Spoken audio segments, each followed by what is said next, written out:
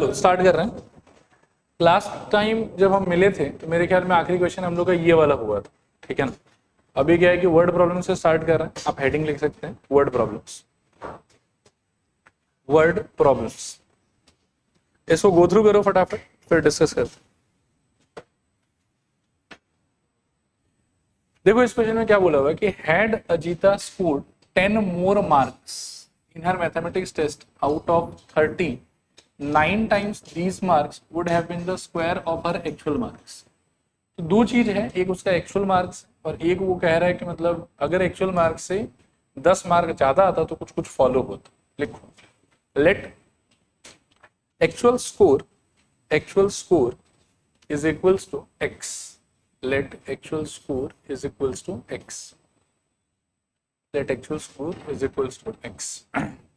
फिर नीचे लिखो therefore new score is equals to कितना x plus 10। अब आप थोड़ा सा लैंग्वेज को समझो, ये क्या बोलना चाह रहे हैं कि had Ajita scored 10 more marks in her mathematics test out of 30, 9 times of these marks would have been the square of her actual marks। ठीक है, these marks मतलब इसका रेफरेंस है जो नया मिल सकता था उसको, उसका आपको क्या करना है 9 टाइम्स। मेरे ख्याल 9 टाइम्स करने का मतलब क्या हो जाएगा इंटू 9, और ये चीज इक्वल होना चाहिए अकॉर्डिंग टू क्वेश्चन किससे, उसके एक्चुअल मार्क के स्क्वायर से। तो ये इक्वेशन बनेगा आपका, फर्दर सॉल्व करना है एक्स स्क्वायर, और इन दोनों को वहां ले जाने का इमेजिनेशन करो तो मेरे ख्याल में -9x और -90 इज इक्वल टू 0। तो इंटू करने पे आपको 90, सब्ट्रैक्ट करने पे 10, तो मेरे ख्याल में 10 और 9 ही होगा। तो x square -10x plus x minus, मेरे ख्याल में गलत कर रहा हूँ कुछ,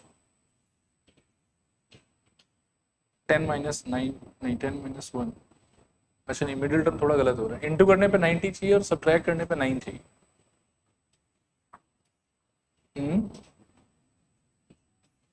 18 और 15 और 6, -15x plus 6x minus 90 is equal to 0। इनमें से आप कॉमन ले सकते हो मेरे ख्याल में x माइनस 15 प्लस यहाँ से 6, तो again x minus 15 equals to 0।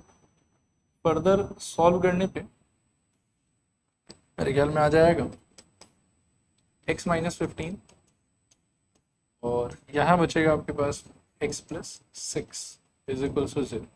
So ये तो x इक्वल्स टू 15 और ये फिर x इक्वल्स टू -6। तो ये वाला नॉट पॉसिबल कि मार्क्स नेगेटिव नहीं हो सकता, तो देयरफॉर x इक्वल्स टू रहेगा 15। मतलब अजीता को फाइनली 15 मार्क जो है वो मिला। ठीक है, चले आगे। नेक्स्ट देखो इसको एक बार गो थ्रू करूं फिर इस पर बात करते हैं। देखो इसमें क्या कह रहा है कि if Ziba were younger by 5 years than what she really is, then the square of her age in years would have been 11 more than 5 times her actual age। What is her age now? तो actual as को कुछ पकड़ लेते हैं, लिखो let the actual age be x। let the actual age be x। अच्छा 5 साल younger का मतलब क्या है, +5 के -5, -5। तो लिखो new age is equals to x -5।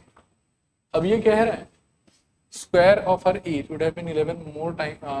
ठीक है, न्यू एज आपका कितना है मेरे ख्याल में x -5, और कहा जा रहा है कि इसका square is 11 more than 5 times her actual as. तो 5 टाइम्स एक्चुअल एज कितना हो गया 5x, और इससे 11 ज्यादा तो +11 शायद ऐसा कुछ। खोल दो इसको तो ये आ जाएगा मेरे ख्याल में x square -10x plus 25 is equals to 5x plus 11। सबको इस तरफ ले आओ तो मेरे ख्याल में x स्क्वायर -15x और ये सब ट्रैक्ट होकर मेरे ख्याल में कितना हो जाएगा 14 क्या प्लस 14 इक्वल्स टू 0। इंटू करने पे 14 और ऐड करने पे 15, तो मेरे ख्याल में 1 और 14 ही हो जाएगा। तो x square -14x minus x plus 14 equals to 0। This implies x common, मेरे ख्याल में x -14 और -1 कॉमन, फिर से x -14 इक्वल्स टू 0।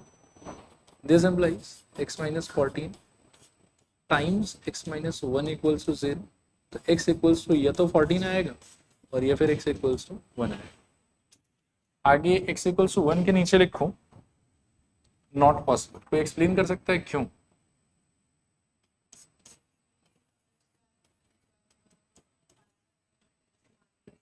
मतलब हाँ वो नहीं पॉसिबल है, इसीलिए ये हो जाएगा नॉट पॉसिबल और x इक्वल्स टू रहेगा 40। मतलब 1 साल का ही अगर है तो 5 साल और छोटा होना संभव नहीं हो पाएगा।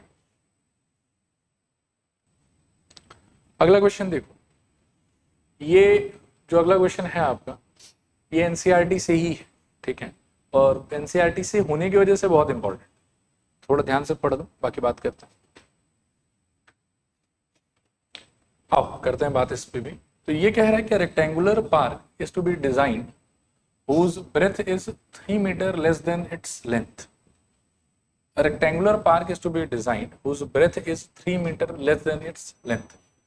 फिलहाल अगर मैं बस इतने से इंफॉर्मेशन के कुछ बनाना चाहूँ ना, शायद ऐसा कुछ है, एक रेक्टेंगल जिसमें कह रहा है कि length is 3 meter less than its, sorry breadth is 3 meter less than its length. तो लेंथ जनरली हम लंबे वाले को मानते हैं, तो इसको मान लो कि अगर हम क्या ले लें x, इसको हम क्या ले लें x, तो इसके हिसाब से जो ब्रेथ का वैल्यू है वो इससे 3 मीटर क्या हो जाएगा छोटा, x माइनस, चलेगा यहाँ।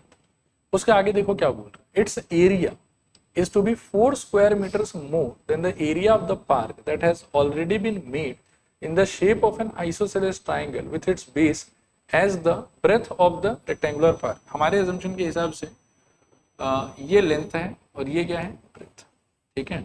अभी ब्रेथ को बेस मान के क्वेश्चन बोल रहा है कि एक आइसोसेलेस ट्राइंगल बनाया गया, तो उस ट्राइंगल को देखो आप,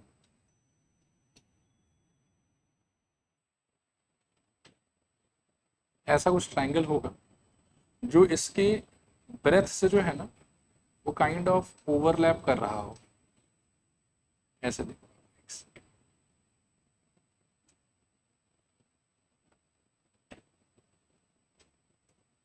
मानो कि कर रहा ओवरलैप, ठीक है, इस टाइप से कुछ। और ट्राइंगल के बारे में क्या बोला हुआ है कि ट्राइंगल कैसा ट्राइंगल है आपका, आइसोसेलेस ट्राइंगल, मतलब ये दोनों साइड इक्वल होगा और ब्रेथ को बेस मान के इसको ड्रॉ किया गया है। अभी एरिया के बारे में कुछ कुछ बात बोला हुआ, एरिया के बारे में थोड़ा फिर से पढ़ लेते हैं एक बार। इट्स एरिया यानी कि रेक्टेंगल का area is 4 square meter more than the area of the park that has already been made in the shape of an isosceles triangle with base as the breadth of the rectangular park and altitude is equals to 12 meter। मतलब किसका altitude, इस triangle का altitude, ठीक है ना। इसका altitude कितना बोला हुआ आपको 12, ठीक है, और बिठाया इसको कहाँ पे है, तो ब्रेथ ऑफ द रेक्टेंगल पे बिठाया। और क्वेश्चन में ऐसा बोल रहा है कि रेक्टेंगल का जो एरिया है वो इसके एरिया से 4 स्क्वायर मीटर क्या होगा ज्यादा। देखो आया समझ के, नहीं आया समझ के। अब अगर मैं इक्वेशन डेवलप करना चाहूँ तो मेरे ख्याल में इक्वेशन जो यही कर लेता हूँ अकॉर्डिंग टू क्वेश्चन। सबसे पहले मैं रेक्टेंगल का एरिया अगर लिखूँ इस सिचुएशन में तो वो क्या हो जाएगा x इंटू एक्स माइनस, ठीक है। इसका एरिया ट्राइंगल के एरिया से 4 स्क्वायर मीटर ज्यादा कि कम, ज्यादा। अभी ट्राइंगल का एरिया क्या होगा सोचो, वो होना चाहिए मेरे ख्याल में हाफ इंटू बेस। अच्छा इसका बेस ये है और ये इसके इक्वल होगा, तो हाफ इंटू बेस इंटू, और हाइट कितना बोला हुआ आपको 12। आई होप समझ में आ रहा होगा। और इससे 4 यूनिट क्या होना चाहिए, ज्यादा होना चाहिए। तो ये आपका ओवरऑल इक्वेशन, ठीक है। बाकी इसको सॉल्व करना तो खोलोगे तो ये क्या हो जाएगा सोचो, x square minus I think 3x equals to ये 2 और ये 12 कट के 6x minus I think 18 plus 4। Further आगे बढ़ेंगे तो x square minus 3x is equals 6x minus 14, सबको यहाँ ले आओ तो I think x square minus 9x plus 14 equals to 0। Middle term बहुत ही सिंपल है, 7 और 2 हो जाएगा। तो you will get what, x square minus 7x minus 2x plus 14 is equals to 0। This implies x common, I think x minus 7 minus 2 common, again I think x minus 7 equals to 0. This implies x minus 7 whole thing into x minus 2 equals to 0. अब यहाँ से ये तो x equals to 7 और ये फिर x equals to 2, ठीक है मेरे ख्याल। अब वापस से लेकिन एक कैच है, कि x जो है वो हमारे एजम्पशन और फिजिकल सिचुएशन के हिसाब से किसको रिप्रेजेंट कर रहा है, लेंथ ऑफ द रेक्टेंगल, लेकिन हमको तो शायद लेंथ ब्रेथ तो दोनों निकालना है, ठीक है ना। तो यदि मैं इसको लेंथ मान के चलूं तो सुंदर सा ब्रेथ आएगा, ब्रेथ कितना आ जाएगा मेरा, b is equals to 7 minus 3 that is equals to 4। लेकिन इसको यदि लेंथ मान के चलो तो ब्रीज जो है वो बहुत सुंदर तो नहीं आ पाएगा शायद, 2 माइनस 3 कितना आ जाएगा, -1, विच इज नॉट पॉसिबल। तो ये वाला पूरा पार्ट जो है वो नॉट पॉसिबल में चला जाएगा और लेंथ आपका रह जाएगा 7, ब्रेथ आपका रह जाएगा 4, ठीक है।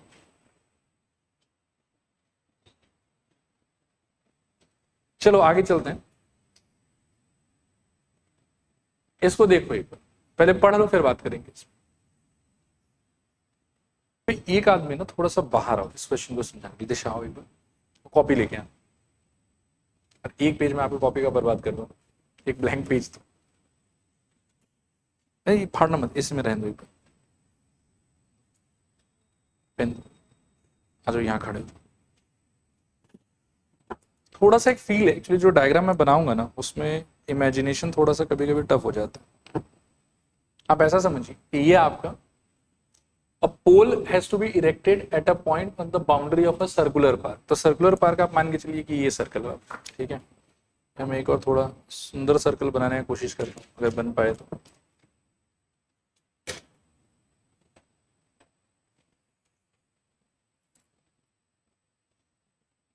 चलो पिछले बार वाले से बेटर है, ये सर्कुलर पार्क है आपका। अब pole is to be erected at a point on a circular park का मतलब ये है, पोल मतलब वो जो स्टेडियम वगैरह में देखते हैं ना फ्लड लाइट के लिए बड़ा सा एक मतलब स्टैंड जैसा होता है, उस पर बहुत सारा लाइट लगा हुआ रहता है, तो ये उस वाले पोल का बात कर रहा है। तो ये पोल सपोज करो कि इस टाइप के किसी एक पॉइंट पे जो है वो इरेक्ट हो जाएगा। फिर इसी सर्कल के अंदर में ये क्या बोलना चाह रहा है कि इस पार्क में 2 गेट, और दोनों गेट जो है ना वो काइंड ऑफ डायमीटर जैसा है, कि दोनों गेट को अगर एक लाइन से आप जोड़ दोगे तो डायमीटर के एक एंड पे ये वाला गेट है, दूसरे एंड पे ये वाला, ऐसा हमको बताया। फिर हमको बोल रहा है कि इस पार्क के अंदर, ठीक है ना, ये गेट नंबर 1 और ये गेट नंबर कितना हो गया आपका 2, इस पार्क के अंदर में किसी एक पॉइंट पे ऐसे, एक्चुअल अगर मैं 3D फिगर का बात करूं तो ये अपना पार्क हो गया ग्राउंड, और ये हो गया आपका वो लाइट वाला पिलर, ठीक है। इस पिलर को ऐसे खड़ा कर, अब आप पकड़ो इसको, उस हाथ को नीचे पकड़ो, इससे ऊपर पकड़ो। अब थोड़ा समझना, एक और पेन पेन पेन पेन। अब क्वेश्चन क्या बोल रहे हैं देखो, ध्यान से सोचना, थोड़ा सा ऐसे टिल्ट करते, दिख रहा है सब क्वेश्चन। इस पॉइंट से इस पिलर तक का आई थिंक कोई एक डिस्टेंस होगा, ठीक है। और सिमिलरली इस पॉइंट से भी उस पिलर तक का, एक बार आप ऐसे, इस पॉइंट से भी उस पिलर तक का आई थिंक कोई एक डिस्टेंस हो। इन दोनों डिस्टेंस के बारे में बताया हुआ, देखो पढ़ो एक बार। A pole has to be erected at a point on a boundary of circular park। ये हो गया आपका पार्क, ये हो गया आपका पोल, ऑफ डायमीटर 13 मीटर्स, मतलब ये जो डायमीटर है ये अपने को 13 दिया हुआ है। In such a way that the difference of its distances from the two diametrically opposite fixed gates A and B.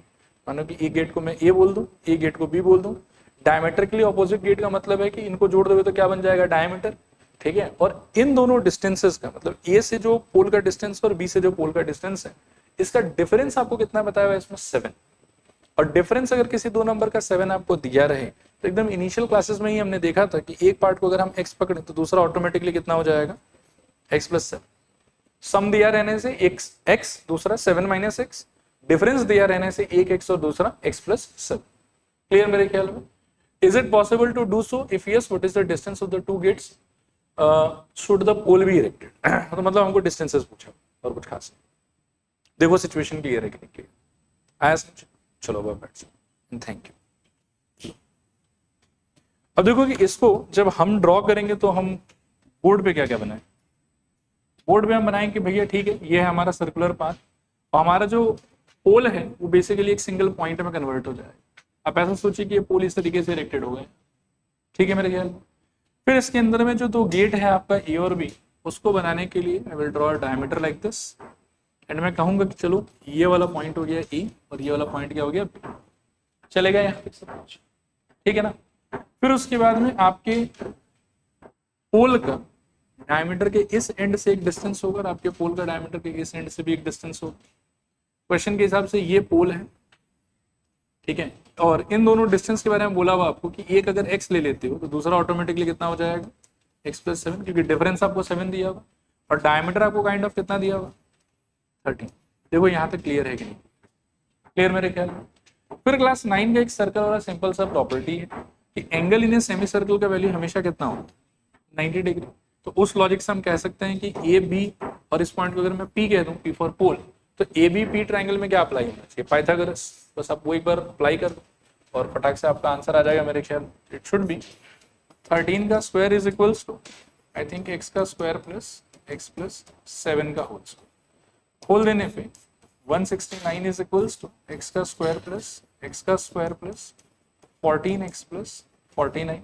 मेरे ख्याल में फर्दर सिंप्लीफाई कर सकते हैं तो 169 is equals to 2x square plus 14x और प्लस 49। सबको वहां ले जाओ तो 2x स्क्वायर प्लस 14x और 169 अगर नेगेटिव हो जाएगा तो आई थिंक -120 बचेगा आपके पास इक्वल्स टू 0। सबको 2 से डिवाइड कर दो तो I think x square plus 7x minus 60 is equals to 0। अब आपको इनटू करने पे 60 चाहिए और सब्ट्रैक्ट करने पे 7 चाहिए। ऐसा नंबर्स बताओ।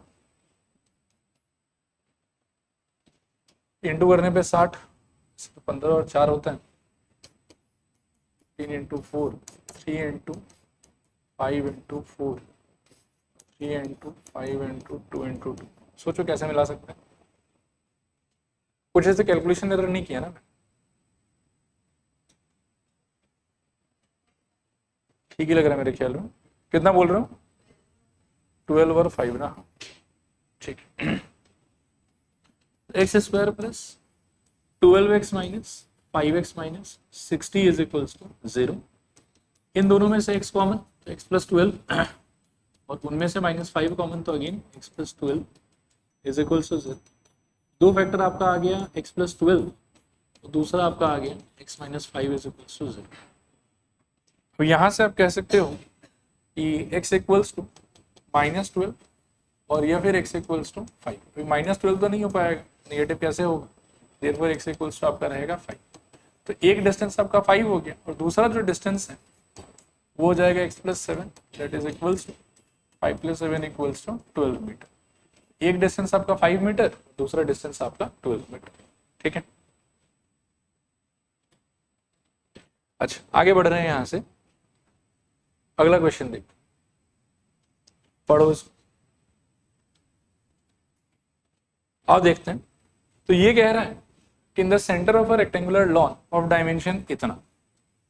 तो एक लॉन है कोई जिसका डायमेंशन आपको 50 इंटू 40 बोला है, तो एक प्रकार से वो आपको हिंट दे रहा है ऊपर वाला पार्ट 50, नीचे वाला पार्ट भी 50, साइड वाला पार्ट इधर का 40 और इधर वाला पार्ट भी कितना हो जाएगा आपका 40। ये एक स्टैंडर्ड डायमेंशन है। फिर आगे ये कह रहा है आपको rectangular pond has to be constructed so that the area of the grass surrounding the pond would be इतना। would be इतना मतलब देखो ये जो मैं ग्रीन कलर से शेड कर रहा हूँ ना, ये शेडेड पोर्शन, यहाँ पे ग्रास लगाया हुआ है और इसका एरिया आपको बताया हुआ 1184। ठीक है, और आगे बोल रहा है कि find the length and breadth of the pond. और हमको एक लाइन को पकड़ना है यहाँ पे कि rectangular pond has to be constructed so that the area of the grass surrounding the pond is इतना। और एक और वर्ड है यहाँ पे, इसको मैं थोड़ा सा हाईलाइट भी कर देता हूँ, वो है in the centre of rectangular lawn. Centre का मतलब होता है कि एग्जैक्टली बीचों बीच, और एग्जैक्टली बीचों बीच का मतलब यहाँ पर ये हो जाएगा, देखो बीच में कौन सा कलर काम करेगा, पिंक करना चाहिए। एग्जैक्टली बीचों बीच का मतलब हो जाएगा कि ये जो डिस्टेंस है, ये जो डिस्टेंस है, ये जो डिस्टेंस है और ये जो डिस्टेंस है पार्क के एक्चुअल बाउंड्री से, वो सारा डिस्टेंस क्या होना चाहिए? सेम। तब हम कह सकते हैं कि सेंटर पे। और सारा अगर सेम होना चाहिए तो मैं एक बार के लिए सेफली एज्यूम कर सकता हूँ कि ये x होगा, और वो अगर x होगा तो ये वाला भी x होगा, फिर ये वाला भी x होगा और फिर ये वाला भी x, ये सारा x हो जाएगा। अब ये सारा अगर x हो गया और बाहर का डायमेंशन आपको 50-50 और 40-40 पहले से दिया हुआ है। अब आप सोच के देखो कि अंदर वाला जो आपका पॉन्ड है, ठीक है ना, उसका लेंथ का क्या हाल चल रहा है। तो एक्चुअली पहले 50 था, सोचना थोड़ा ध्यान से, फिर 50 में से इस तरफ से भी x माइनस हो गया और इस तरफ से भी x माइनस हो गया, तो बीच में कितना बचा होगा सोचो। रिकल में 50 माइनस 2x। ठीक है, और नेक्स्ट नहीं, ठीक है देखो 50 कहाँ से कहाँ तक था, अगर बाहर वाले का डायमेंशन था तो यहाँ से यहाँ था, पॉन्ड आपका बिल्कुल सेंटर में है, तो इस वाले बाउंड्री से भी x मीटर उधर और उस वाले बाउंड्री से भी x मीटर इधर। तो इस 50 में से लेफ्ट साइड से आपने x मीटर कम कर दिया, राइट साइड से भी आपने x मीटर कम कर दिया, तो बचा कितना होगा आपके पास 50 माइनस एक्स और सिंप्लीफाई करके 50 माइनस 2x। सिमिलरली अगर ऊपर से लेके नीचे तक का आप देखोगे तो सवाल के हिसाब से ये कितना है 40।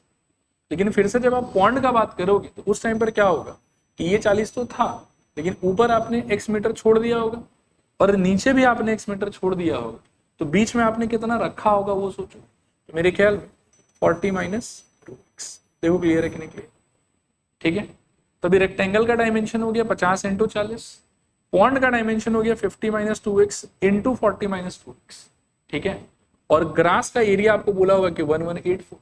अब इस चीज को देखो आप कैसे सेटल कर सकते हैं। मुझे ऐसा लगता है कि पॉन्ड का एरिया प्लस ग्रास का एरिया इज इक्वल टू पूरे पार्क का एरिया, यही होना चाहिए।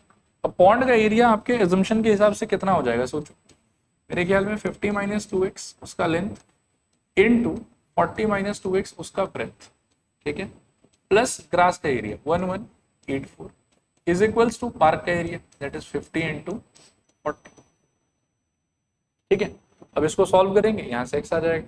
ठीक है, देखो x कैसे आए, सॉल्व भी कर ही लेते हैं। तो 50 इंटू 40 मेरे ख्याल में कितना हो जाएगा 2000, फिर 50 इंटू ट्वाइस एक्स ये हो जाएगा मेरे ख्याल में minus 100x minus 80x plus मेरे ख्याल में 4x स्क्वायर और इज इक्वल्स टू में मैं डाल सकता हूँ 50 इंटू 40 इट वॉज 2000 और 1184 को भी एक बार वहां भेज रहा हूँ तो माइनस 1184 चलेगा यहाँ तक। ठीक है, 2000 तो सीधा ही कट गया पूरा। अब जो बचा हुआ उसको सिंप्लीफाई कर लेते हैं, तो 4x स्क्वायर ये दोनों मिला के हो जाएगा माइनस 180x और 1184 को भी इधर ही ले आओ फिर से, तो प्लस 1184 इज इक्वल टू 0। फिर मेरे ख्याल में आप इन सारे को 4 से डिवाइड कर सकते हो अच्छे से, है ना। तो एक्स स्क्वायर माइनस इसको अगर 4 से काटोगे 180 अपॉन 4, मेरे ख्याल में 4 4 जा 16 और 5 45 माइनस 45x और प्लस 1184 को 4 से काटोगे कितना 296 प्लस 296 इक्वल्स टू 0। तो ये आया आपका क्वाड्रेटिक इक्वेशन। अब इनको सॉल्व भी करना है, तो x square minus 45x plus 296 equals to 0। तो इंटू करने पे 296 और ऐड करने पे 45 चाहिए। आप थोड़ा तोड़ लेता हूँ इसको, तो 296 को क्या कर सकते हो, अगर 2 अलग करता हूँ तो मेरे ख्याल में 1 4 और फिर 8। ठीक है, फिर और एक 2 अलग कर लो तो मेरे ख्याल में 72 2 72 में से एक और 2 निकालो तो आई थिंक 36। देखते जाना, हाँ ऐड करके 45 चाहिए, अगर मिल जाए तो हम रुक जाएंगे, हालांकि अभी मिला नहीं है शायद। 37 तो कैसे आएगा, 37 नहीं होना चाहिए, एक बार चेक कर लेते, थोड़ा आप लोग भी ट्राई करते। इंटू 2 36 को तोड़ूंगा तो आई थिंक 9 इंटू 4 हो जाएगा। ठीक है, अभी 8 32 और 9 तो 41, नहीं मैच तो नहीं हो रहा है अभी, थोड़ा और तोड़ लेता हूँ 2 इंटू 2 इंटू 3 इंटू 3 इंटू 4। ठीक है, 12 और 2 24 24 और 12 36, अभी भी मैच नहीं हो रहा। गलत कर दिया क्या? अच्छा हाँ 74 हो, वो ठीक ही बोल रही थी शायद, 74 होने से आ जाएगा शायद 37 74 और 74 होने से 2 इंटू 2 इंटू इसको फर्दर तोड़ो तो शायद 2 इंटू 37। ठीक है 37 और x square minus 37x minus 8x plus 296 equals to 0। This implies x common, x minus 37 minus 8 common, again x minus 37, this is equals to 0. This implies x minus 37 into x minus 8 is equals to 0. This implies x equals to ये तो 37 और या फिर x equals to 8। अभी देख लो दोनों रखने लायक है कि एक को छोड़ सकते हैं। देखो मेरे ख्याल में 37 छूट जाएगा। हाँ, क्यों छूटेगा मैं बताता हूँ कि अंदर का जो डायमेंशन है उसको भी तो नेगेटिव नहीं होने दे सकते हैं, ठीक है। तो if I choose x to be 37 then तो मेरे को लगता है कि 50 minus 2x will be a negative number, even 40 minus 2x will also be a negative number. इसलिए 37 को तुम बोले कि भैया राम राम, आप निकलिए, आपका काम नहीं है यहाँ पे। x इक्वल्स टू फाइनली आपका हो जाएगा 8। हालांकि हमको पूछा क्या वो देखो, length and breadth of the pond, तो लिखो आगे। Now length of pond is equals to 50 minus 2 into 8, 50 minus 2 into 8, and breadth of pond is equals to 40 minus 2 into 8. So 50 minus 2 into 8 50 minus 16 कितना बच जाएगा 34 शायद। 40 minus 2 into 8 तो 40 minus 16 मेरे ख्याल में 24, ठीक है। एक आएगा 34 और एक आएगा शायद 24, सही कह रहा हूँ ना। तो इसके साथ में ये क्वेश्चन भी ओवर। नेक्स्ट इसको पढ़ो, इसको अच्छे से पढ़ा ना, इसके लैंग्वेज में भी बहुत लोग बहुत कंफ्यूज्ड रहते हैं। तो इस क्वेश्चन पे तो हम थोड़ा रुक के घूम के वापस आएंगे, एक बार इसको इग्नोर करो, कुछ ऐसे ही नॉर्मल डिस्कस करते हैं। सपोज करो कि एक लड़का है अंकित, अंकित का एज है सपोज करो कि 25, ठीक है। अब इसका एक बेटा है, अंकित का बेटा, ठीक है। बेटा का एज है सपोज करो ऐसे रैंडम, तो प्रैक्टिकली शायद नहीं पॉसिबल होगा बट ऐसे मैं रैंडम मानता हूँ 16 साल। एडॉप्टेड बेटा है, ठीक है। मतलब एक बार ऐसे बोल दिया। अब आप ये सोचो कि अगर मैं बोलूं कि अंकित के बेटे को अंकित के ये वाले एज तक पहुंचना है तो इसको कितने साल से ग्रो करना हो। आप सवाल समझे मैं क्या बोल रहा हूँ। ये अंकित, अंकित का उम्र 25 साल, अंकित का एडॉप्टेड बेटा उसका उम्र 16 साल, ठीक है, 16 इयर्स, ठीक है। अब मैं आपसे पूछ रहा हूं कि अंकित का ये जो एडॉप्टेड बेटा है इसका उम्र अंकित का ये वाला उम्र से मैच कराने के लिए इसको और कितने साल से ग्रो करना हो। 9 ईयर्स, राइट। ये 9 पे आप कैसे पहुंचते हो, अंकित का करेंट प्लस नहीं बेटा, अंकित का करंट एज माइनस बेटा का current age is equals to 9 आएगा। इसी से तो यू आर डिसाइडिंग कि अच्छा ठीक है, लॉजिक समझ में आया, चलेगा ना ये चीज। अभी नेक्स्ट एक सवाल मेरा और भी है कि सपोज करो कि अंकित जिंदा है, मरा नहीं है, तो बेटा जब 9 साल से ग्रो करेगा तो अंकित भी तो 25 पे रुकेगा नहीं।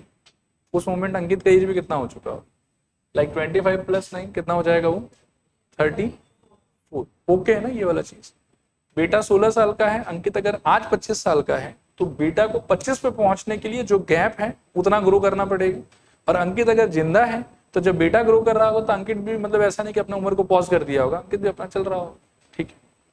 ठीक है, ये सब बात समझ में आ गया। तो अब ये सवाल फिर पढ़ो, देखो ध्यान से, अब करते हैं डिस्कस इसको। At present Asha's age is 2 year more than square of her daughter Nisha's age. 2 आदमी है, आशा निशा, आशा मम्मी है, निशा बेटी, ठीक है। इस लाइन के हिसाब से व्हाट डू यू फील कौन इंडिपेंडेंट है। निशा लिखो, let Nisha's present age, Nisha's present age is equals to x. तो निशा का present age NPA is equals to x. Asha present age कितना हो जाएगा एक्स। यहां तक ओके, आगे का लाइन पढ़ो। When Nisha grows to her mother's present age, when Nisha grows to her mother's present age, अब यहीं पे कैच है कि निशा को आशा के इस वाले एज पे पहुंचने के लिए कितने सालों से ग्रो करना पड़ेगा। लाइक वहां पे अंकित के बेटे को अंकित तक पहुंचने के लिए इस डिफरेंस अमाउंट से ग्रो करना है, राइट।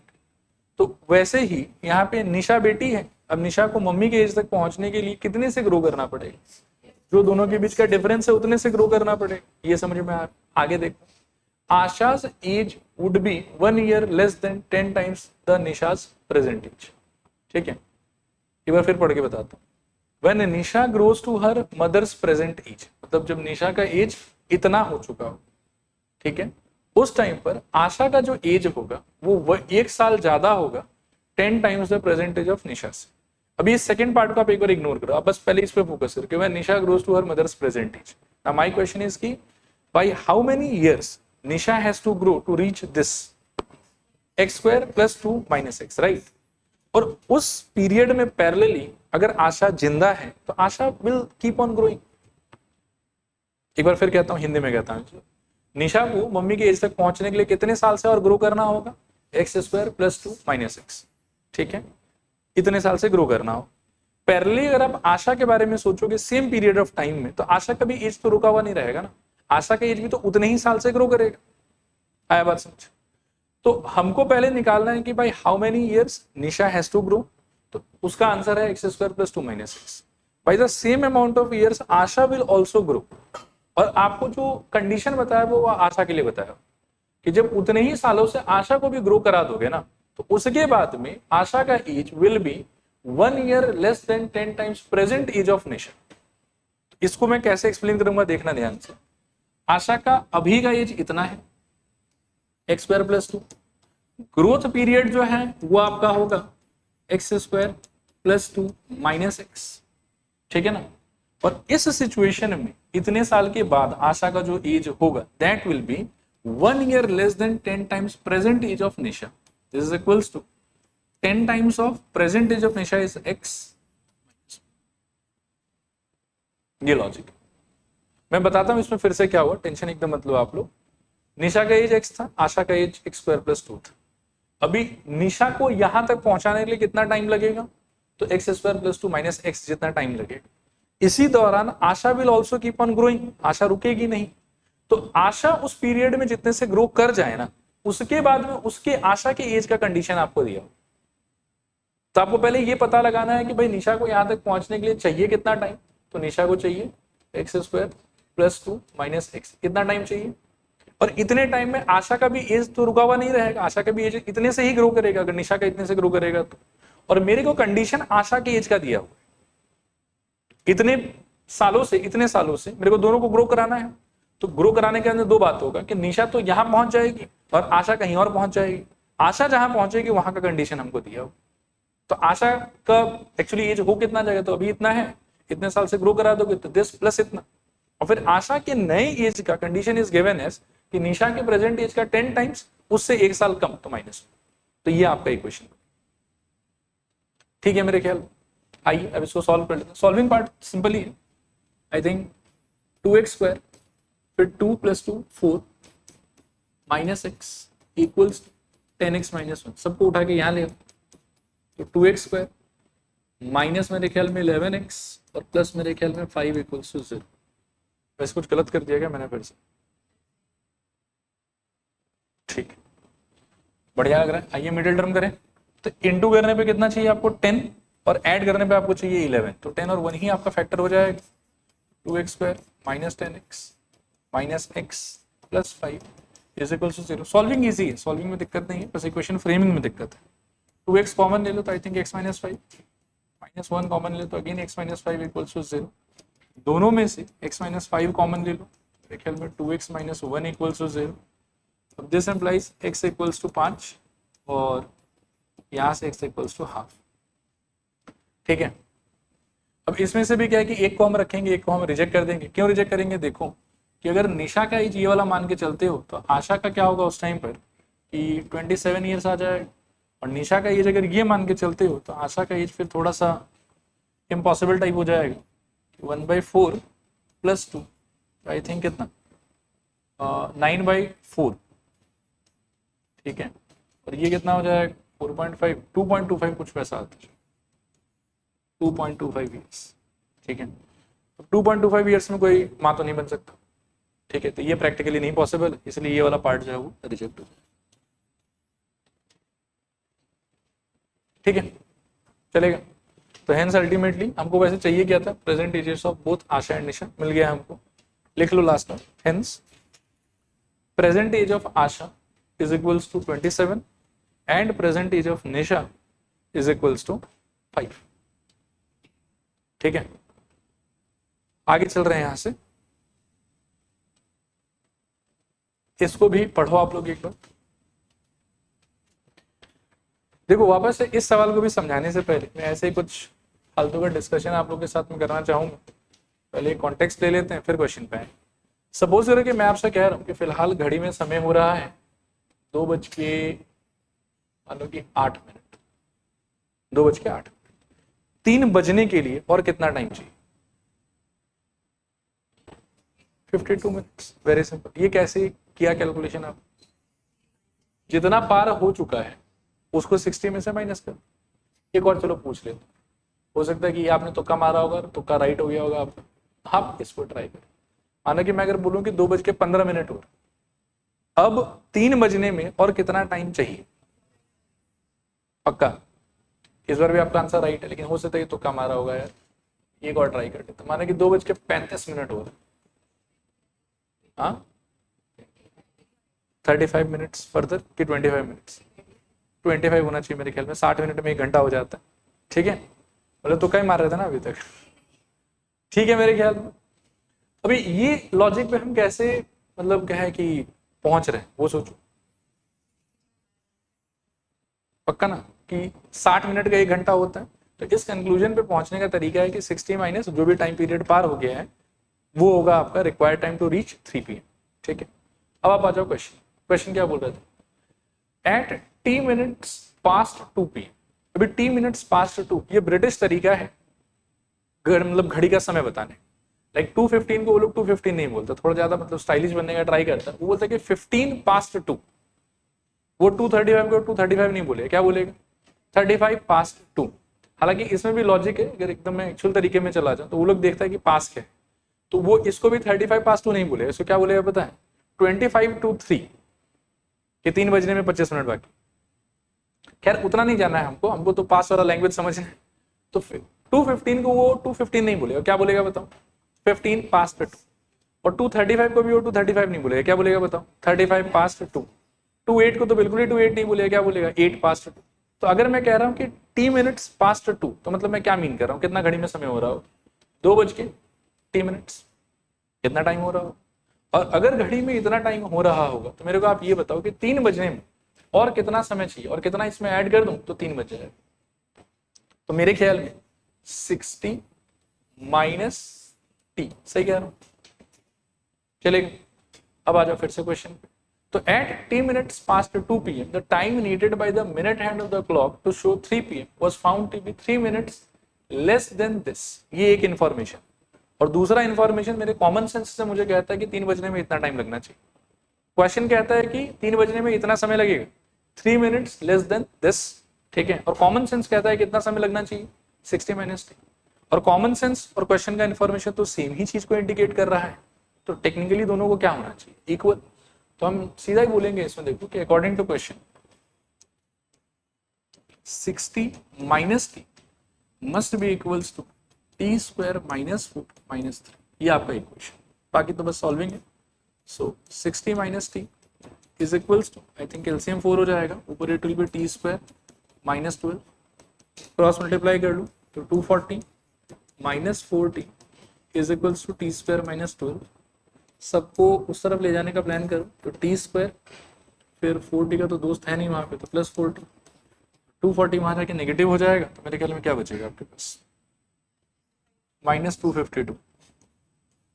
अब सोचो मिडिल टर्म में 18 और 14 इंटू करने पे 252 और सब्ट्रैक्ट करने पे 4, तो t square plus 18t minus 14t minus 252 is equal to 0।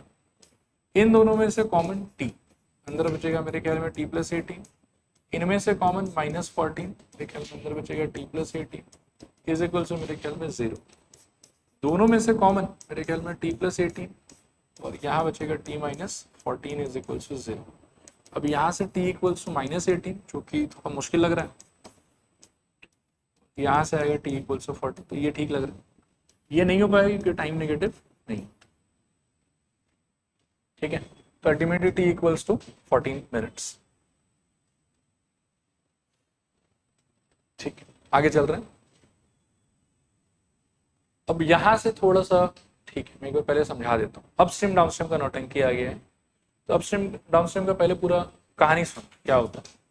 आप ऐसा देखो कि एक सपोज करो कि आपके पास में पहाड़ है इस टाइप, ठीक है, इमेजिन करना ध्यान से कि ये क्या है आपका पहाड़, फिर पहाड़ के निचले भाग में होगा जमीन, जमीन को मान लो कि मैं व्हाइट कलर से रिप्रेजेंट कर देता हूँ, ठीक है, ये पहाड़ हो गया आपका, ये जमीन हो गया आपका। तो ऊपर सपोज करो कि कोई पानी का सोर्स, पानी ब्लू कलर का होता है, ब्लू कलर का बना देते हैं, ये पानी का सोर्स है और बहुत ह्यूज सोर्स है, मतलब ग्लेशियर ग्लेशियर है ऊपर पड़ा हुआ जिससे पिघल पिघल के पानी आता रहता है। भी मेरा क्वेश्चन ये है कि वो जो पानी वहां बनेगा ग्लेशियर पिघल के, वो पानी बिकॉज ऑफ ग्रेविटी हमेशा किस डायरेक्शन में फ्लो करेगा? और कोई ऑप्शन है उसके पास? और कोई ऑप्शन? तो पानी हमेशा जो है वो आपका सिसक सिसक के नीचे ही आएगा, उधर से भी और इधर से। ये क्लियर है मेरे ख्याल? फिर मान लो कि आप एक अमीर आदमी हो तो आपके पास में एक नाव है, समझ रहे हो? कि आपके पास में क्या है? एक नाव। फिर नाव का देखो क्या हो, और एक नहीं, मैं आपको नाव का भी दो कंडीशन बताऊं, समझना ध्यान से। आपका नाव है ऐसा, इस नाव पे मस्त एक झंडा लगा हुआ है ऐसे, और एक नाव आपके पास में ये वाला भी, ठीक है, क्लियर मेरे ख्याल में? ये नाव है। आप अभी पानी का तो ऐसा है कि बिकॉज ऑफ ग्रेविटी, ठीक है ना, पानी हैज नो ऑप्शन, पानी को नीचे ही आना पड़ेगा। बट आपके नाव में है इंजन, इंजन में डलता है पेट्रोल डीजल, और आप हैं इंसान, तो आपका फैंटेसी कुछ भी हो सकता है। आपका कभी मन करेगा ठीक है इसी नदी के बहाने हम नीचे ही उतर जाते हैं, और कभी आपका मन करेगा कि नहीं यार नदी का इतना दम हो गया कि हमको रोक लेगा, नहीं हम तो ऊपर जाके रहेंगे। तो आपका कभी कभी मन कर सकता है कि in the direction of water आप फ्लो करें, और जिधर पानी जा रहा है पानी हमेशा नीचे आएगा और आप भी उधर ही आने का ट्राई कर। और कभी आपको पानी पे गुस्सा आ जाए, नदी पे गुस्सा आ जाए, बोले कि ऐसे कैसे रोक लिया हम, तो आप पानी के ऑपोजिट पे ट्रेवल करने का इच्छा रख सकते हैं, ठीक है। अब ये याद रखना कि पानी के पास में ऑप्शन नहीं, उसको हमेशा नीचे आना है। नाव के पास में ऑप्शन है, वो नीचे भी आ सकता है और वो ऊपर भी जा सकता है। तो अगर नाव नीचे आता है तो इस केस को बोला जाता है नाव के मूवमेंट के हिसाब से डाउन स्ट्रीम, ठीक है। और नाव के मूवमेंट के हिसाब से इस वाले केस को हम क्या कहेंगे बताओ? अपस्ट्रीम। अपस्ट्रीम कहना है, डाउनस्ट्रीम कहना है, ये पानी से डिसाइड नहीं होता, बिकॉज पानी दोनों केस में हमेशा नीचे ही है। ये किससे डिसाइड होगा बताओ? नाव से। नाव नीचे आ रहा है तो डाउनस्ट्रीम, नाव ऊपर जा रहा है तो अपस्ट्रीम। अब इसके बाद में एक दो और ऐसे बेकार सा लॉजिक है, उस लॉजिक पे भी थोड़ा बात करते हैं। अभी एक चीज क्या होता है देखो, कि आप ऐसा समझो कि एक छोटा सा तालाब जैसा है आपके पास, जैसे वहां तो क्या कि ग्लेशियर से पानी पिघला, ग्रेविटी से नीचे आया वगैरह वगैरह, बहुत कहानी चल रहा है वहां। यहाँ एक सिंपल छोटा सा मानो कि आपने घर के पीछे गड्ढा कर दिया, थोड़े टाइम के बाद में सपोज करो कि उसमें पानी भर गया, तो आपको एक छोटा सा तालाब जैसा दिख जाएगा। अब मान लो कि आपका नाव इतना छोटा है कि वो नाव मतलब इस तालाब में भी आप समझ रहे हो पार्क कर सकते हो, जैसे गाड़ी पार्क करते हो तो आप नाव पार्क करो अपने तालाब। अब तालाब में यदि आप नाव पार्क करते हैं, ठीक है, और किसी दिन मान लीजिए कि आपका मन भी कर जाए कि नहीं यार मेरे को नाव चलाना भी है, पार्क किया हुआ तो क्या हो गया, ठीक है, तो मान लीजिए कि आपका नाव जो है वो तालाब में पार्क है, और इस टाइप से आपका नाव है, यहाँ पे मस्त झंडा लगा हुआ, इसमें पानी मूव नहीं कर, ठीक है ना। तो इस सिचुएशन में if you can run your boat at speed of let's say x kilometer per hour, ध्यान से सोचना मैं क्या कह रहा हूँ, वहां पे तो पानी मूव कर, तो वहां कहानी बिल्कुल अलग हो। अब सपोज करो कि आपका बोट अगर एक ऐसे वाटर बॉडी के अंदर में है जिसमें वाटर खुद मूव नहीं कर रहा, बस बोट मूव कर रहा, ठीक है, by the speed of x kilometer per hour, तो इस वाले स्पीड को बोला जाता है speed of boat in still water. एक टर्मिनोलॉजी है, एक नोमेनक्लेचर, एक लिटरेचर है कि ऐसे हम लोग इसको एड्रेस करते हैं, ऐसे पुकारते हैं, ठीक है, क्लियर मेरे ख्याल में? अब आप आ जाओ अपस्ट्रीम डाउनस्ट्रीम के सिचुएशन। तो बोट का जो खुद का एक्चुअल स्पीड है विदाउट एनी सपोर्ट और रेजिस्टेंस, वो हम हमेशा मान के चलेंगे कि 1 किलोमीटर पर आवर, ठीक है। अब पानी का जहां तक बात है, तो पानी का देखो, पानी का नेचर ही ऐसा कि हमेशा वो नीचे के डायरेक्शन में ही फ्लो करेगा, और पानी के स्पीड को कॉन्स्टेंटली हम मान के चलेंगे y किलोमीटर पर आवर, ठीक है। और इस y किलोमीटर पर आवर को बोला जाता है, इसको बोला जाता है स्पीड ऑफ करंट, ठीक है, या स्ट्रीम। कुछ खास नहीं, ये भी जस्ट नाम है। देखो यहां तक सारा बात समझ में आएगी, ठीक है। बोट बिना सपोर्ट या रेजिस्टेंस के चलेगा तो इतने से चलेगा, इसको बोला क्या जाएगा, speed of boat in still water. पानी हमेशा नीचे ही आएगा और हम हमेशा क्वेश्चन में मान के चलेंगे कि पानी कितने से नीचे आ रहा है, y किलोमीटर पर आवर से, ठीक है ना। और उसको हम बोलेंगे क्या, स्पीड ऑफ करंट या फिर स्पीड ऑफ स्ट्रीम या speed of river, speed of water, जो भी आप बोलना चाहो। इसके बाद में बात है कि डाउन स्ट्रीम में, ठीक है ना, बोट का दम है इतना, बोट का स्पीड इतना है अकेले का खुद का, और पानी का खुद का दम है इतना। अब क्या कि दोनों यदि सेम डायरेक्शन में ट्रेवल करेगा ना, तो डाउन स्ट्रीम के टाइम पर जो बोट का एपरेंट स्पीड होगा, जो आपको ऐसा दिखेगा, वो बढ़ जाएगा, क्योंकि पानी काइंड ऑफ उसके मूवमेंट को सपोर्ट कर रहा है। तो वो खुद भी अपना दम लगा रहा है, पानी भी अपना दम लगा रहा है, दोनों का दम लगा के स्पीड जो थोड़ा बढ़ जाएगा, और बढ़ के डाउन स्ट्रीम के टाइम पर आपका स्पीड इफेक्टिवली हो जाएगा x plus y kilometer per hour. लेकिन जब आपका नाव अपस्ट्रीम में जा रहा है तो उस टाइम पर क्या है कि पानी से उसको सपोर्ट नहीं मिलेगा, रेजिस्टेंस मिलेगा, पानी उसको रोकने का ट्राई करेगा, थोड़ा उसको स्लो कर देगा, तो स्लो कर देगा। तो इसमें इफेक्टिवली जो हमको दिखेगा ना, वैसे नाव का दम अभी भी इतना है और पानी का दम इतना ही है, लेकिन मूवमेंट का डायरेक्शन ऐसा है कि हमको जो नाव मूव करता हुआ दिखेगा अपस्ट्रीम के केस में, वो दिखेगा हमको x minus y kilometer per hour के स्पीड से, ठीक है।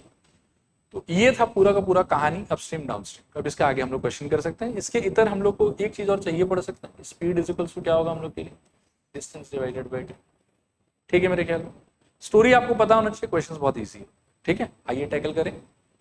अब देखिए इस क्वेश्चन का, motor boat whose speed is 24, और अब दिमाग में ना जो भी मैंने एक्स वाई ये सब वो सब मतलब कि क्या असाइन किया है, उस चीज को एकदम फिक्स अपने माइंड में रखना कि हम लोग हमेशा उसी लेटर से रिप्रेजेंट करें। तो इसमें कह रहा है कि motor boat whose speed is how much, 24 kilometre per hour. तो ये कौन हो गया आप, x in still water takes 1 hour more to go 32 kilometre upstream than to return downstream to the same spot. Find the speed of the stream. तो क्या पूछा हुआ आपसे, वाई पूछा हुआ, चलेगा। और इस लैंग्वेज का क्या मतलब है, तो इस लैंग्वेज का मेरे ख्याल में ये मतलब है कि इसको डिस्टेंस कितना ट्रेवल करना पड़ा है, मेरे ख्याल में 30, ठीक है। फिर उसके बाद में जो x का वैल्यू है वो कितना है 24, y मेरे को ढूंढना है। और काइंड ऑफ ये जो 32 किलोमीटर जाके वापस आ रहा है ना, तो उसमें टाइम इसको कितना लग रहा है, 1 घंटा ज्यादा लग रहा है, ऐसा कुछ बोल रहे हैं, ठीक है ना। एक बार आप और पढ़ लो, फिर मैं थोड़ा एक्सप्लेन कर, खुद से एक बार पढ़ लो, सोच लो, ठीक है। मैं आ रहा हूँ उस पर, एक मतलब उसके लिए और एक छोटा सा लॉजिक दे देता हूँ, फिर उसके बाद, ठीक है। चलें, आप एक चीज सोचो इस पूरे सिचुएशन से, मेरे को लगता है कॉमन सेंस से ही हम सोच सकते हैं, ठीक है ना, कि सेम डिस्टेंस ट्रेवल करने के लिए कौन से सिचुएशन में ज्यादा टाइम लगेगा मेरे, जब मैं फास्ट जा रहा हूँ कि जब मैं स्लो जा रहा हूँ। स्लो जा रहा हूँ तो ज्यादा टाइम लगेगा, और जब मैं फास्ट जा रहा हूँ तो कम टाइम लगेगा। तो अगर सेम डिस्टेंस ट्रेवल करना है आपको, तो upstream will take more time and downstream will take less time. Question में बोल रहा है कि 32 किलोमीटर ट्रेवल करने के लिए दोनों जर्नी का जो डिफरेंस टाइम है वो कितना है आपका, 1 घंटा। तो टेक्निकली हम यहाँ पर क्या बोल सकते हैं बताओ, कि time taken while going upstream minus time taken while going downstream should be equals to कितना होना चाहिए बताओ, 1। फिर आपके पास में एक छोटा सा फॉर्मूला था कि स्पीड इज इक्वल्स टू क्या, डिस्टेंस बाय टाइम। सो यहाँ से टाइम इक्वल्स टू क्या हो जाएगा, सोचो, डिस्टेंस बाय स्पीड। क्वेश्चन के अंदर में डिस्टेंस कितना है आपका 32, तो यहाँ तो आ जाएगा 32। अपस्ट्रीम के केस में आपका स्पीड कितना होता था, x माइनस, एक्स का वैल्यू कितना है 24, तो आपका नीचे का फीलिंग क्या हो जाएगा 24 माइनस, ठीक है, माइनस डाउनस्ट्रीम में भी डिस्टेंस तो आप सेम ही ट्रेवल कर रहे हैं, तो 32, और जो आपका स्पीड है वो डाउनस्ट्रीम के टाइम पर क्या होता था x प्लस वाई, तो उस हिसाब से x का वैल्यू कितना है आपका 24, तो यहाँ हो जाएगा मेरे ख्याल में 24 plus y, and this equals to कितना रहना चाहिए हुआ। अब यहाँ से बस सिंपल सॉल्व, ठीक है। चलो आप इसको भी कंप्लीट कर देते हैं। तो मेरे ख्याल में दोनों में से आप 32 को खींच सकते हैं कॉमन, अंदर बचेगा 1/24 माइनस वाई और minus 1/24 plus, this equals to 1। This implies 32, LCM खेलेंगे आप तो 24 minus y into 24 plus y, यहाँ आ जाएगा शायद से 24 प्लस वाई, और माइनस यहाँ पर आ जाएगा शायद से 24 minus y, this equals to कितना 1। दिस इम्प्लाइज 32, 24 गॉन, मेरे ख्याल में ट्वाइस वाई डिवाइडेड बाय, इन दोनों का product will be 576 minus y का स्क्वायर, दिस इक्वल्स टू 1। फिर this implies 32 into 2 I think 64y और इज इक्वल्स टू इसको भी क्रॉस मल्टीप्लाई कर दो मेरे ख्याल में 576 माइनस वाई स्क्वायर। ठीक है, सही है ना यहाँ तक सब कुछ। दिस इम्प्लाइज इनको आप उधर ले चलो तो ये हो जाएगा मेरे ख्याल में वाई स्क्वायर प्लस 64y और minus 576 is equals to 0 into करने पे 576 और सब्ट्रैक्ट करने पे 64 72 और 8 y square plus 72y minus 8y minus 576 equals to 0। यहाँ से y common I think y plus 72 बचेगा minus 8 common again y plus 72 equals to 0। This implies y plus 72 whole thing into y minus 8 is equals to 0. Ultimately y equals to I think minus 72 और या फिर y is equals to I think 8. Minus 72 तो not possible, speed negative नहीं होगा हमारे लिए, y equals to 8. ठीक है,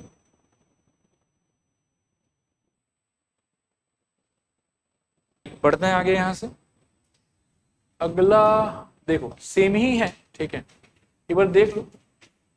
A man travels by boat 36 kilometre down a river, बढ़िया, एंड बैक इन 8 आवर्स। इस लाइन का क्या मतलब है? नीचे जाएगा वापस आएगा 8 घंटे। नीचे जब जा रहा है मतलब मान के चलेंगे पानी के साथ जा रहा है, क्योंकि जब नीचे जा रहा है तो हम मानेंगे डाउन हो रहा है, और जब ऊपर आ रहा है तो क्या मानेंगे अप हो रहा है। फिर ये बोल रहा है कि the boat speed of the boat in still water is ये, मतलब ये किसका वैल्यू दिया है फिर से x का। Find the speed of the river current, यानी कि y आपसे पूछ रखा है, और मुझे लगता है कि जो 36 किलोमीटर है ये आपका डिस्टेंस हो जाएगा। चलेगा, लिखो। अकॉर्डिंग टू क्वेश्चन, पिछले बार जैसे डिफरेंस दिया हुआ था, इस बार क्या दिया हुआ हमको सम, कि मतलब जाना है घूम के आना है और सब मिला के मेरे को कितना टाइम लगेगा 8 घंटा। ठीक है, तो इस बार हो जाएगा मेरे ख्याल में t of up plus t of down is equals to it should be 8। T of up को खोलोगे तो मेरे ख्याल में क्या हो जाएगा 36 अपॉन में अप है तो स्पीड स्लो होगा, यानी कि x माइनस वाई होगा, x आपका 12 है तो it should be 12 minus x plus down में distance is 36, speed should be x plus y, तो उसके हिसाब से it will be 12 plus x equals to 8।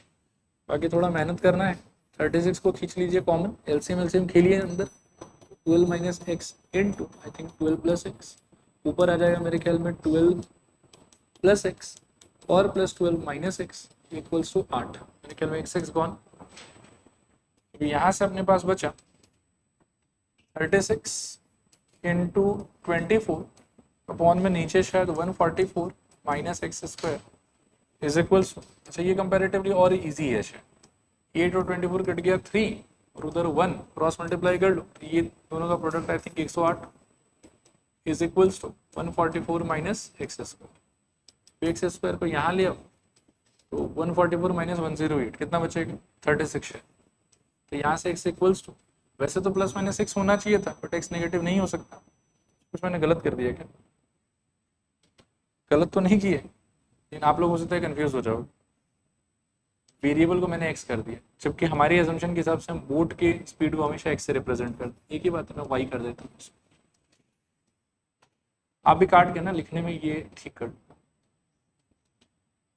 तो घर पे हो सकता है कि you might get confused. 12 plus y plus 12 minus y 12 plus y, मतलब हर जगह x के जगह बस y y लिखना है हम लोग। x का वैल्यू हम 12 मान के चलते हैं।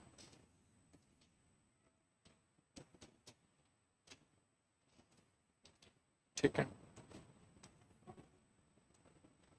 तो y square equals to ultimately 36 और y इज इक्वल्स टू मेरे ख्याल में 6। माइनस 6 भी आता बट वो लिख के फिर आपको नॉट पॉसिबल ही लिखना है। चल रहे हैं आगे फिर यहां से,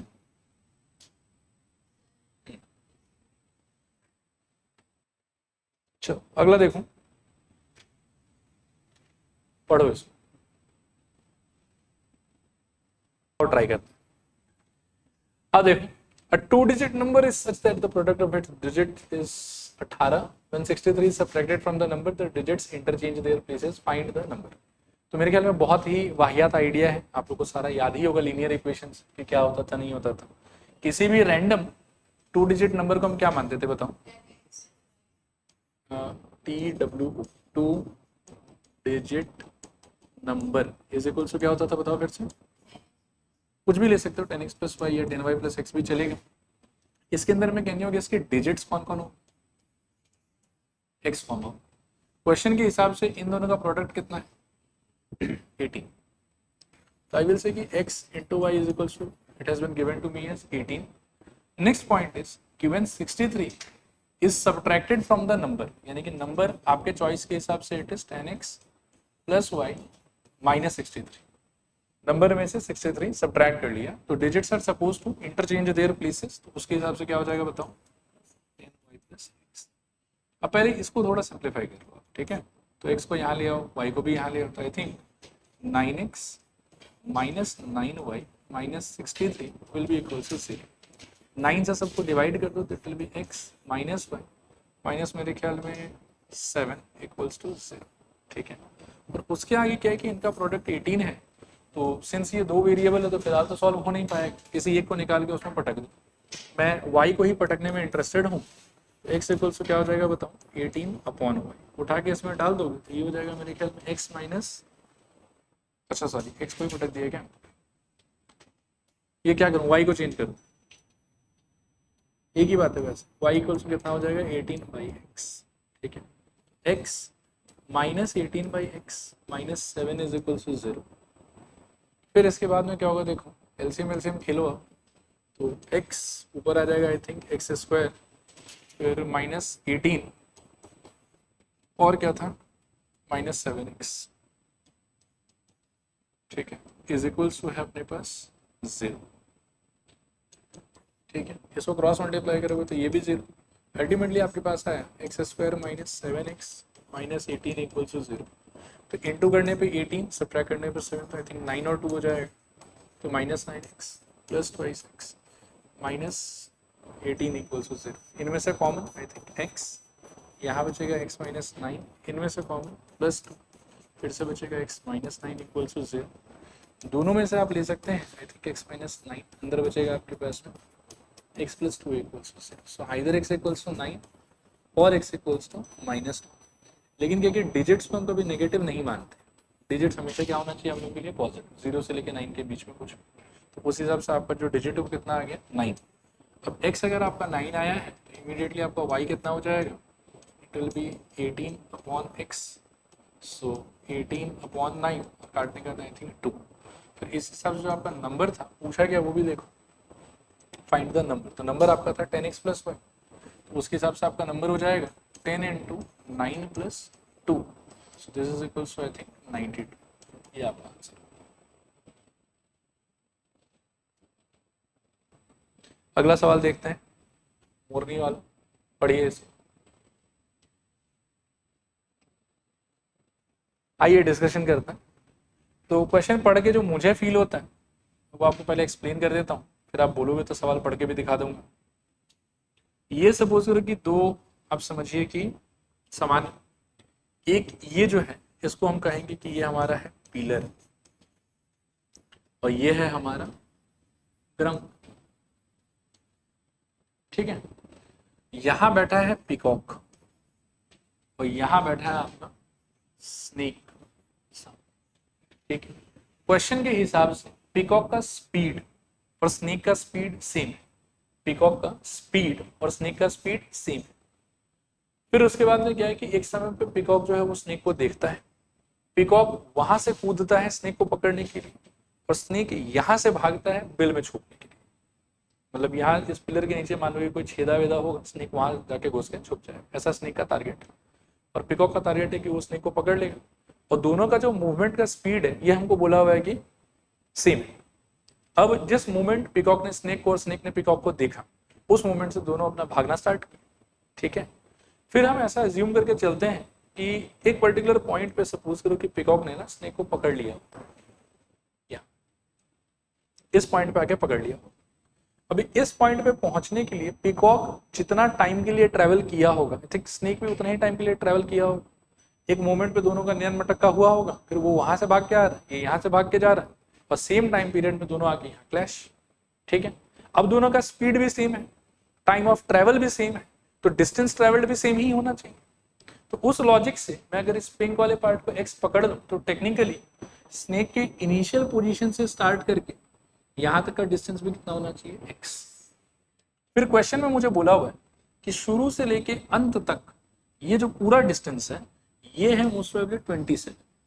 देखो आप पढ़ो क्वेश्चन, ठीक है।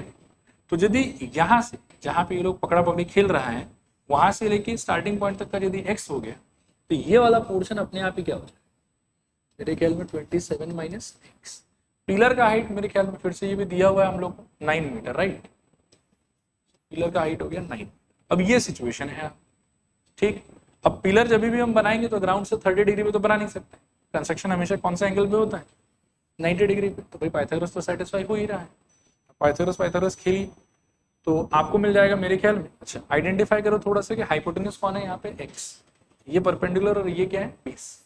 उस हिसाब से क्या हो जाएगा बोलो, x का square is equals to I think 9 का स्क्वायर प्लस 27 माइनस x का होल स्क्वायर। बाकी सॉल्व करो फट से answer, x square is equals to यहाँ पे मेरे ख्याल में 9 स्क्वायर का वैल्यू कितना हो जाएगा 81 प्लस 27 का स्क्वायर कितना होगा, करके बताओ।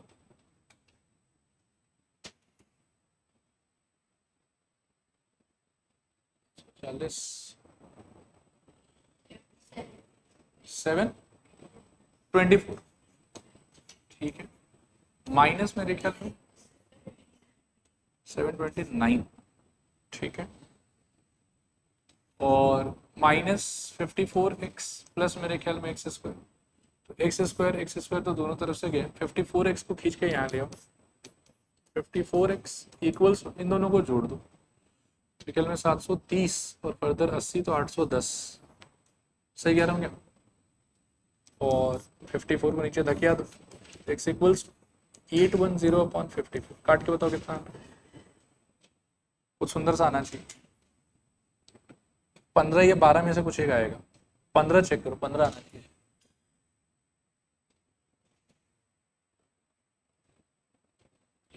पंद्रह ना, ठीक कह रहा था, यहाँ 15, तो x का आंसर आपका कितना आ जाएगा बताओ, 15।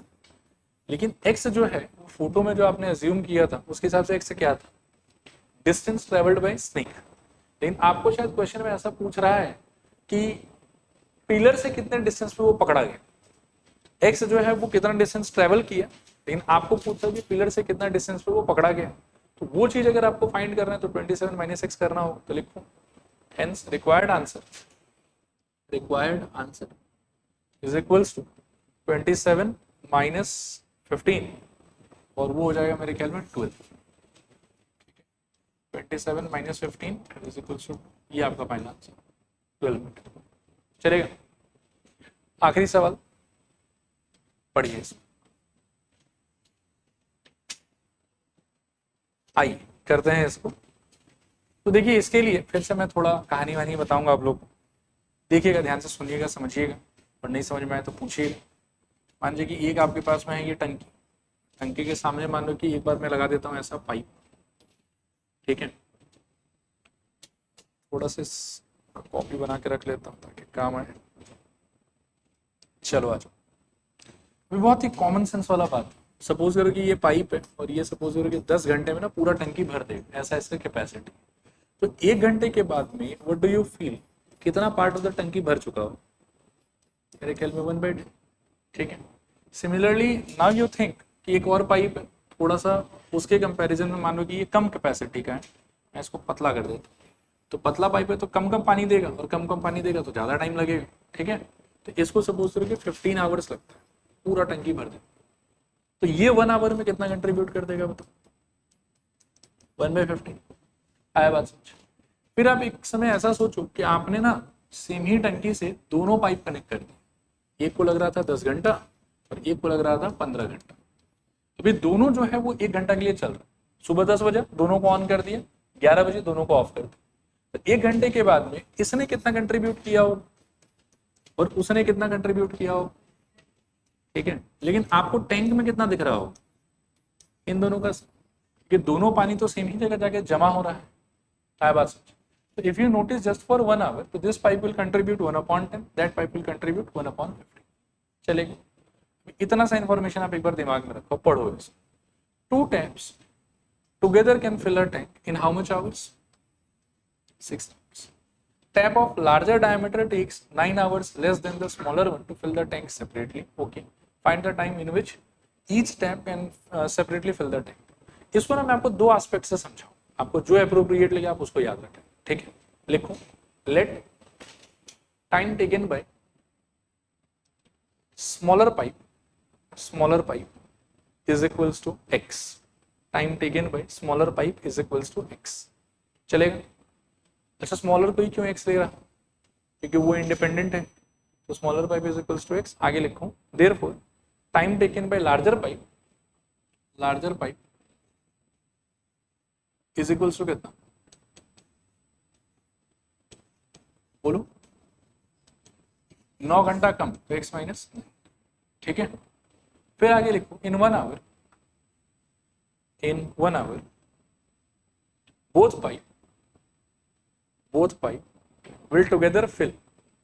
pipe will together fill कितना?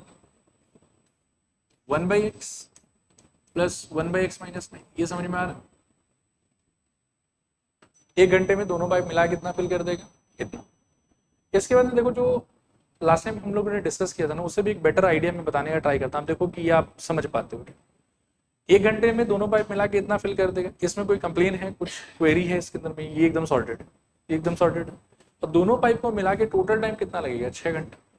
ठीक है, 1 घंटे में इतना भरेगा, 2 घंटे में इसका डबल, 3 घंटे में इसका ट्रिपल, 4 घंटे में इंटू 4, 5 घंटे में इंटू 5, वैसे चलेगा.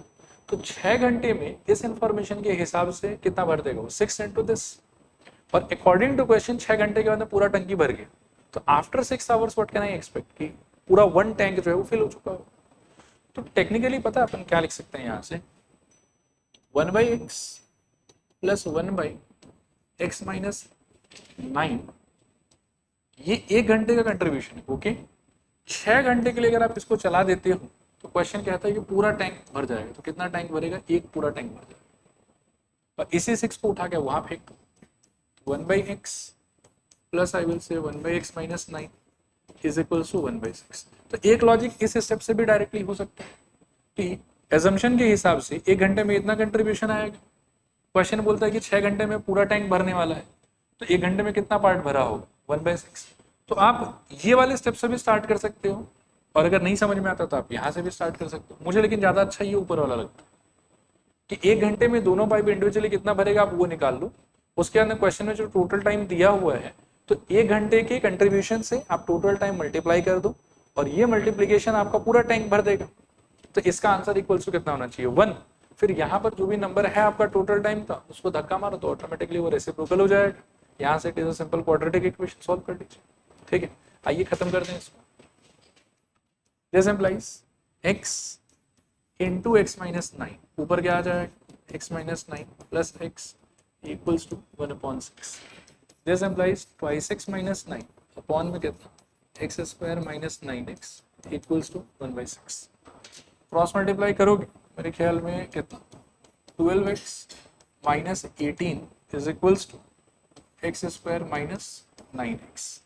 ठीक है, फिर सबको उधर ले चल तो मेरे ख्याल में 0 इक्वल्स एक्स स्क्वायर. 9 और 12 कितना हो जाएगा? 21 माइनस 21x और प्लस 18 इंटू करने पे कुछ गलत बोल देगा. अरे यार, ठीक है, मैं थोड़ा सा भटक गया. करेक्ट, ये कितना होना चाहिए? 54. ये वाला भी 54. अब सीधा करके लिख लेता हूँ. तो x square minus 21x plus 54 is equal to 0. तो इंटू करने पे 54, ऐड करने पे 21, 18 और 3. Correct. X square minus 18x minus 3x plus 54 equal to 0. This implies common इसमें से x, मेरे ख्याल में x माइनस 18 और माइनस 3 कॉमन, तो again x minus 18 equal to 0. पूरे में से x माइनस 18 कॉमन, और यहाँ पर I think x minus 3 equal to 0. So either x equals to 18 और x इक्वल्स टू हो जाएगा 3. अब वापस एक कैच है कि ये तो छोटे पाइप का टाइम है, बड़े पाइप का टाइम अगर आपको चाहिए तो एज पर योर एजम्पशन वो हो जाएगा x-9, जो कि इस वाले आंसर के हिसाब से नेगेटिव में चला जाएगा, इसलिए ये वाला नहीं हो सकता। मतलब आप नेक्स्ट लिखोगे 18 - 9 = 9, और दूसरे वाले में 3 - 9 = -6, इसलिए नॉट पॉसिबल। ठीक है, जरूरी नहीं है, समझ भी जाते हो तो भी डायरेक्टली ऊपर ही नॉट पॉसिबल लिख सकते हो। ठीक है, और अल्टीमेटली वी कैन से कि okay smaller pipe will take 18 hours and larger pipe will take 9 hours. चलेगा, चलो इसके साथ में क्वाड्रेटिक इक्वेशन फाइनली खत्म।